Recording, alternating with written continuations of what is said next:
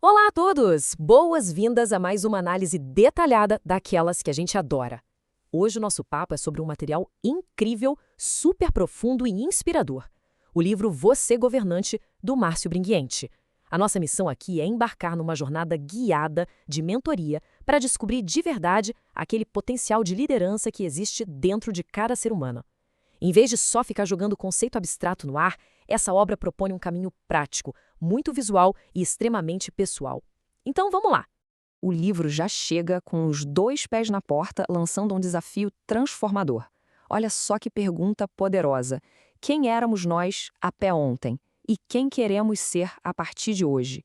Isso puxa a nossa mente na hora para um estado ativo, de muita reflexão, não é uma leitura passiva de jeito nenhum, é sobre traçar uma linha bem clara entre o passado e o futuro.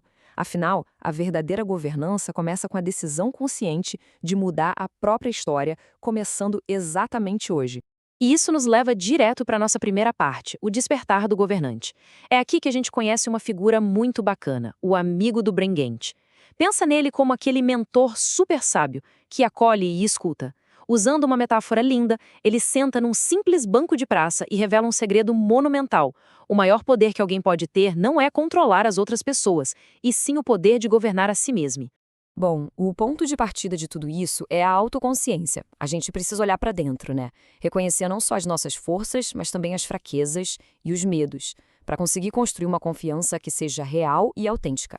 E um ponto alto da obra é destacar que essa força interior não surge do nada, tá?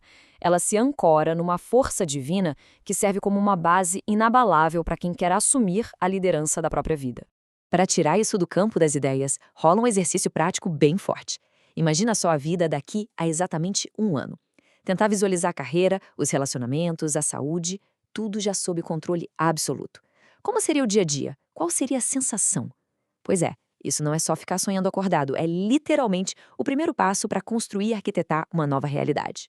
Seguindo em frente, entramos na seção de identidade, propósito e liderança. A narrativa transporta a nossa mente para uma trilha metafórica no meio de uma floresta. É nesse ponto que aquela ideia antiga de liderança é totalmente desconstruída. O mentor ensina que liderar não tem nada a ver com estar no topo mandando nos outros. Na verdade, liderança é o ato contínuo de elevar quem está ao nosso redor. Quem lidera de verdade não cria seguidores, cria novos líderes. Nessa trilha, a gente para diante de um lago super tranquilo. E com a água refletindo o céu, vem aquela pergunta central da nossa existência. Qual é a nossa verdadeira identidade e a nossa missão divina aqui na Terra? Porque, sem entender o quem e o porquê, qualquer esforço para liderar vai ser como tentar construir uma casa em cima da areia. Uma hora vai desmoronar. Para dar uma fundação sólida para essas descobertas, a obra traz uma sabedoria bíblica milenar.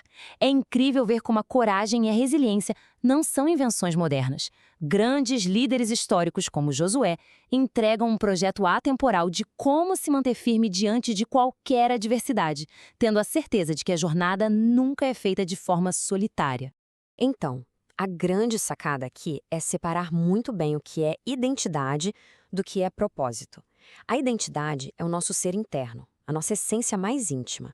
Já o propósito é a missão externa, é aquilo que a gente veio fazer no mundo. O livro até sugere um exercício super único envolvendo um copo d'água antes de dormir. A ideia é usar a água como uma âncora de meditação para buscar clareza divina através dos sonhos. É um jeito bem tangível de buscar respostas para coisas invisíveis.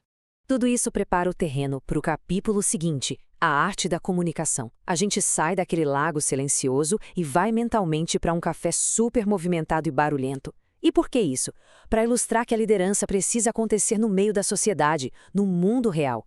E qual é a ferramenta mais essencial para isso? A comunicação, sem dúvida. É com ela que a gente transmite aquela visão que encontrou no silêncio e é com ela que a gente resolve os conflitos que fazem parte do dia a dia. E o mentor não fica só na teoria, não. Ele detalha táticas que a gente pode aplicar agora mesmo. Dominar a linguagem corporal é crucial. Afinal, a maior parte do que a gente diz não usa som nenhum, né? Fazer perguntas abertas para incentivar trocas reais, dar feedbacks que constroem em vez de destruir e o mais desafiador de todos, escutar ativamente. Esses são os pilares para criar uma cultura de confiança absoluta. No capítulo 6, tem uma reflexão que é um verdadeiro divisor de águas. A diferença entre sucesso e felicidade. Sucesso é alcançar o que se deseja, é aquela conquista lá fora. Felicidade, por outro lado, é aceitar e valorizar o que já se tem, é a gratidão do lado de dentro. Fazer uma pausa para pensar nisso muda totalmente a nossa perspectiva sobre o que significa ter uma vida plena de verdade. Mas e quando rola um tropeço? Porque eles vão acontecer, com certeza. Para quem está no controle da própria história, é fundamental mudar a lente na hora de olhar para as falhas. Não existem erros que paralisam, existem apenas lições muito valiosas. Conseguir extrair um aprendizado de cada passo em passo é exatamente o que garante que a gente continue avançando. Beleza, agora chegamos na parte de construindo equipes e superando crises. Como é que essa teoria toda funciona em grupo? O livro usa uma analogia muito legal de construir um prédio. Uma equipe forte não cai do céu, ela exige que a gente escolha a dedo tijolos muito firmes para formar uma fundação que não ceda. Afinal, nenhum prédio gigante para em pé se a base for fraca. E para levantar esse prédio, os critérios têm que ser super rigorosos. A gente precisa buscar pessoas com habilidades que complementem as nossas, mas prestando muita atenção se os valores centrais são compartilhados, porque são os valores que dão a liga, sabe? Exigir um caráter forte, uma vontade incansável de aprender, é o que cria um ambiente de trabalho que respeita todo mundo e que está pronto para qualquer parada. Só que as tempestades sempre vêm. A narrativa até nos leva para um jardim tranquilo para discutir essas crises inevitáveis. Como é que as verdadeiras lideranças aparecem nessas horas? O processo é simples, mas poderoso. Primeiro de tudo, manter a calma. Segundo, garantir uma comunicação impecável no meio do caos. Terceiro, ter a coragem de tomar decisões sob pressão. E, no fim das contas, colher o aprendizado quando o céu abrir de novo. O mais importante nessa hora é lembrar que a gente não precisa carregar o mundo nas costas. O livro reforça muito essa ideia de que a capacidade de gerenciar grandes problemas transcende a nossa força humana. Confiar numa força divina inabalável é o que dá aquele refúgio mental e espiritual para não deixar o pânico tomar conta. Estamos quase lá. Chegamos na seção O Caminho à Frente. A fundação está pronta, mas o desafio agora é: como manter essa identidade de liderança viva ao longo do tempo? A resposta está em inovar sempre, cultivar um carisma genuíno e, acima de tudo, nunca abrir mão do autocuidado. E falando nisso, é aqui que entra um conceito muito distorcido por aí: o carisma. Esquece aquela ideia de um talento superficial para agradar os outros. A obra define carisma como a expressão, para o mundo exterior, de um amor que transborda de dentro. Não dá para forçar. É aquela presença magnética que nasce naturalmente da compaixão e de se importar de verdade com as pessoas ao redor. Mas para que essa luz toda continue brilhando, a gente sobe uma montanha íngreme com o mentor para falar sobre uma regra de ouro: o autocuidado. Cuidar do corpo e da mente não é luxo, é dever básico de qualquer líder. Pegar pesado no exercício físico, comer alimentos que realmente nutrem, cuidar rigorosamente da cabeça e manter uma conexão espiritual profunda formam o verdadeiro motor de toda essa energia. E aqui vai uma das lições mais libertadoras de toda a obra. Dedicar tempo à própria saúde não tem absolutamente nada a ver com o egoísmo. Pelo contrário, para conseguir nutrir, liderar e proteger outras pessoas, o nosso reservatório interno precisa estar transbordando. Afinal, não dá para servir água para os outros se o jarro estiver vazio, não é verdade? Olhando para trás, dá para ver direitinho a linha do tempo dessa transformação épica que a gente percorreu hoje. Tudo começa lá no despertar desse poder adormecido. Depois, é preciso forjar uma identidade baseada em princípios divinos. Aí sim, a gente passa a dominar as ferramentas de liderança e, finalmente, caminha com toda a confiança para governar o próprio futuro e impactar o mundo.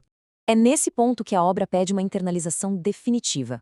Uma afirmação curtinha, mas superpotente, para ser repetida mentalmente.